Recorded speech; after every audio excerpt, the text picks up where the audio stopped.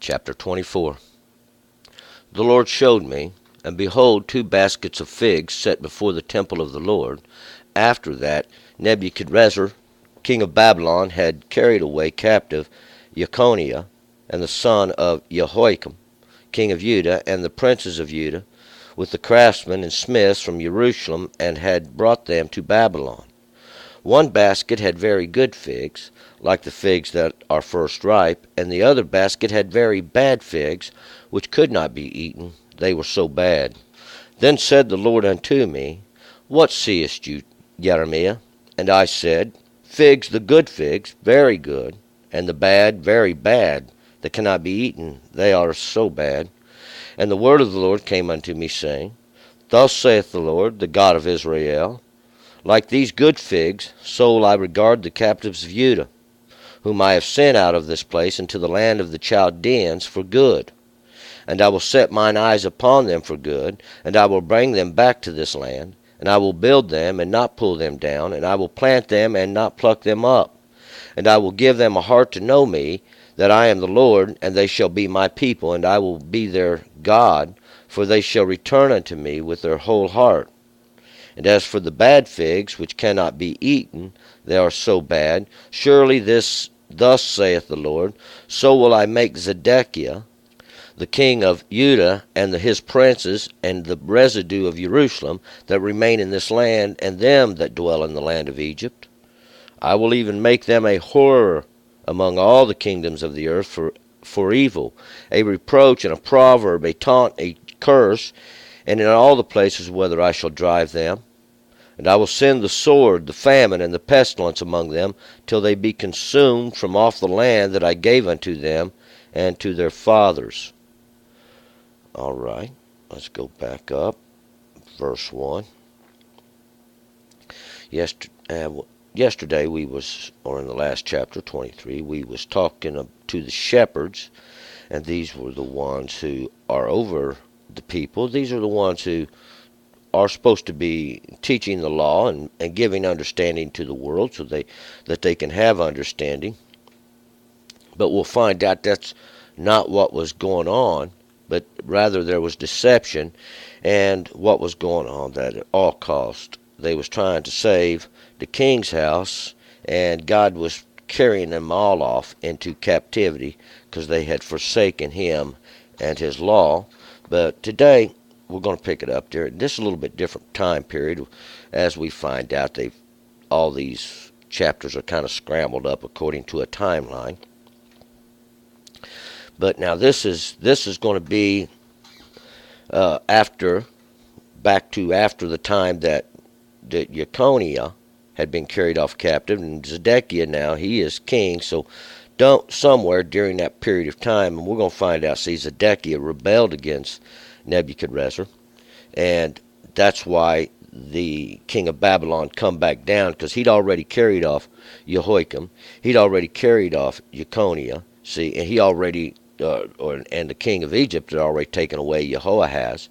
So we got 3 generations here have been carried off already by other kings into other lands of the people of Judah, and now it was Nebuchadrezzar who had took Mattaniah, changed his name to Zedekiah, and made him king in Jerusalem. We're going to pick it up here in verse 1. The Lord showed me, and behold, 2 baskets of figs were set before the temple of the Lord. After that Nebuchadrezzar, king of Babylon, had carried away captive Jeconiah, the son of Jehoiakim, king of Judah, and the princes of Judah, with the craftsmen and the smiths from Jerusalem, and had brought them to Babylon. And Jeremiah, the one whom God has appointed, is telling us what the Lord has showed, and this would be these 2 baskets of figs. Now why 2 witness these 2 times even these 2 baskets of figs now, and we're going to find out 1 basket is going to be Jeconiah, and then 1 basket is going to be Zedekiah. God making a division here. He wants you to show you he can divide. See, God has the ability to do these things. Men aren't doing these things. Men have totally lost control of everything, and God's taken over, see, in judgment now, and he's going to make a division. After that, Nebuchadrezzar, king of Babylon, had carried away captives Jeconiah and the son of Jehoiakim, king of Judah, and the princes of Judah, and the craftsmen and the smiths, and the Jerusalem had brought them to Babylon. And this is what period of time this would be happening in. And Nebuchadrezzar, he's the king of Babylon. See, Nebuchadrezzar, this prophet who protects the crown, he is the king of confusion. And he's carried away Jeconiah, and this is the one who God has established, my God has established, and he's the son of Jehoiakim, and Jehoiakim is that which God stood up. See, he's that which God has stood up. He was the king, he's the king of Judah, and all the princes, this would be all the king's sons, with the craftsmen and the smiths, these would be all your idol makers, and he took them all off to Babylon. Verse 2, one basket had very good figs, like the figs that are first ripe, and the other basket had very bad figs, which could not be eaten, they were so bad. So God is showing now, the beginning, there was one basket of figs, and these figs are like the first ripe figs. There was one basket of figs, and these figs are like the first ripe figs. First ripe figs are a fig that ripens first on the tree, and because we've come out of a period of winter and we've been waiting all spring, and these trees are finally bringing forth their fruit, see, and we see the fruit there on the tree many days, and then as it begins to ripen, see, of course, things are different today. Everybody just runs down to the supermarket or their local getting place, and they get these things. But these long ago, these fruits would be greatly waited on. That's why they're called the first ripe, because you've been desiring them for a long period of time. And this other basket of figs, they're very bad, so bad that you couldn't eat them, and that's just that they're spoiled, they're rotten, the worms are in them. 3. Then said the Lord unto me, what seest you, Jeremiah? And I said, figs, good figs, very good, and the bad, very bad, and they cannot be eaten, they're so bad. And that's just what we see. We see the two baskets of figs. You can imagine these two baskets of figs. Got one figs, these are beautiful fruit, great fruit, we want them. And then the other one, they're rotten and spoiled.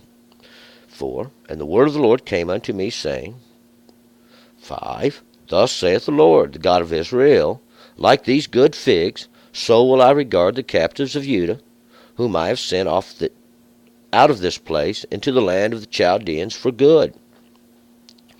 So like the good figs, see, God's going to take these ones who he's already sent into Babylon, these Jeconiah, and all the smiths and all these ones, and he's going to has delivered them into the hands of the Chaldeans, and we're going to find out these Chaldeans are the clod breakers, these ones that go behind the plow, these ones that are supposed to be the most wise in the land. 6.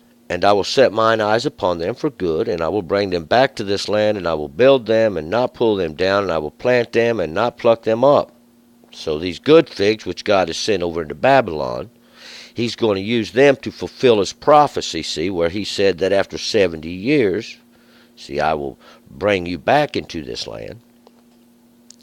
And this is what this is for. God's showing he's going to bring this prophecy to pass, and he does just this. We're going to document this throughout the whole book. This basically is the whole purpose, but we got to keep in mind, see, there are going to be two punishments. This is just the end of the one. This is just the end of the one, and it kind of tells us what's happening in the other. 7. And I will give them a heart to know me, that I am the Lord, and they shall be my people, and I will be their God, for they shall return unto me with their whole heart. See, and we know that this would be a time yet to come, because, see, they come back out of Babylon. We have the whole book to document just what's going on there.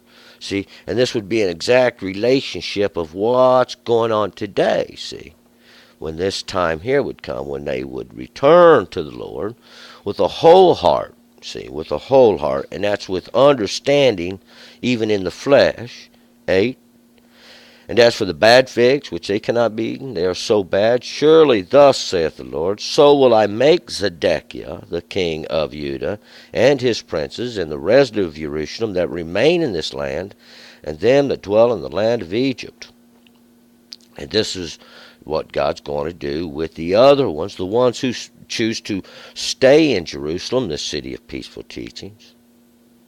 Zedekiah is the justice of God, this judgment of God, and this king, he and all his princes, all his sons, and we'll find out, the prophets will document exactly what's going to happen to Zedekiah. This one he is given for judgment. See, this judgment of God, Zedekiah would be the one that God would leave in the city of Jerusalem, even to show his judgment. That's exactly what Jeremiah is trying to teach us here with these 2 baskets of figs. One basket God's going to bring. But we're going to see. See, God's not done. No, God's not done. And we'll find this out as we go through the course. See, we'll find out just what happens after they come back out of Babylon. But God's going to punish this residue of Jerusalem, these peaceful teachings, and those that dwell in the land of Egypt, this land of enclosures. That's what Egypt means. That's what it's used in a similitude of all the way through. 9. I will even make them a horror among all the kingdoms of the earth for evil, a reproach and a proverb, a taunt, a curse, in the places where I shall drive them. And because God was going to finish bringing the king of Babylon in here, and we'll see Zedekiah tries to escape. It didn't work. They caught him in the plains of Jericho. And this is what happens, see. And this is not only the prophecies of then, but see, this is going to be what happens the second time. 10, and I will send the sword, the famine, and the pestilence among them, till they be consumed from off the land that I gave unto them and to their fathers. And I will send the sword. The sword is the law of God. It's even the word, the sword of the word, the laws that nobody wants to keep. The famine, even the starvation, the word for the word of God, the famine, even for food, for substance, for that which sustains the life. The pestilence, this word would be debar. This word would be spoke.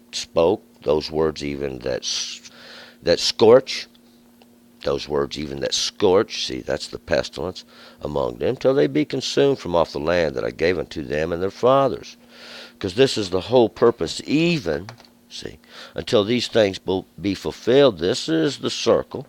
This is the way it is. This way it goes around. And every now and then, God has to return and scorch this place of Jerusalem. Why? With the words. Because they turn from the law of God. They don't obey the law of God. They are disobedient. And we'll see even, but this goes all the way back to, we can use a similitude of this as when the leaders made this covenant with Gibeah when they first come into the land. See, that was the beginning of all the sin. See there, and this, we've been in an everlasting cycle of this ignorance ever since. Return.